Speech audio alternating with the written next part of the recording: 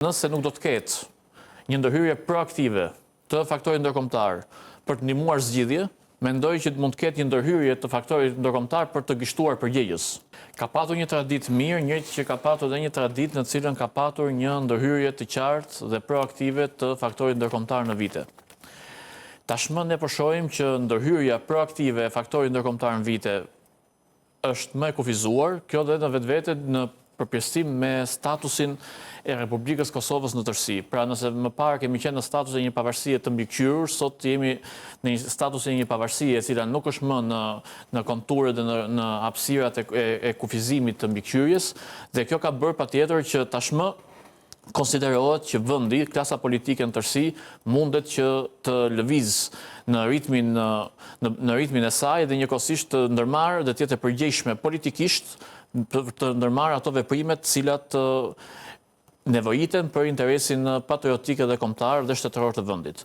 Por shumë e rëndësishme që unë mendoj që nëse nuk do të ketë një ndërhyrje proaktive të faktorit ndërkombëtar për të ndihmuar zgjidhje, mendoj që mund të ketë një ndërhyrje të faktorit ndërkombëtar për të gështuar përgjegjës.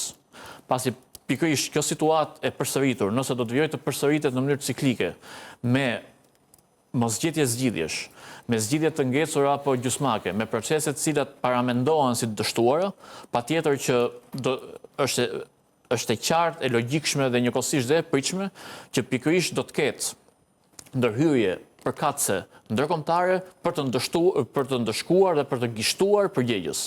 Dhe nëse nuk kemi atë traditën në cilën ne shpesh e thërrasim dhe evokojmë të asaj ndërhyrjes pozitive, proaktive ndërkombëtare për të zgjidhur çështje, mund të kemi në një moment të caktuar pikërisht ndërhyrjen apo gishtimin e saktë të përgjegjësve të mundshëm të situatave të së ardhmes nëse do të ketë, njëjtë më pas për të përfshirë në paketën e përgjegjësive dhe ato që kanë ndodhur në të shkuarën. Më pas për të kthyer pyetjes tuaj. Po, në 7 qershor së pari patjetër që demokracia u mbrojt, qytetari përcolli një mesazh të qartë.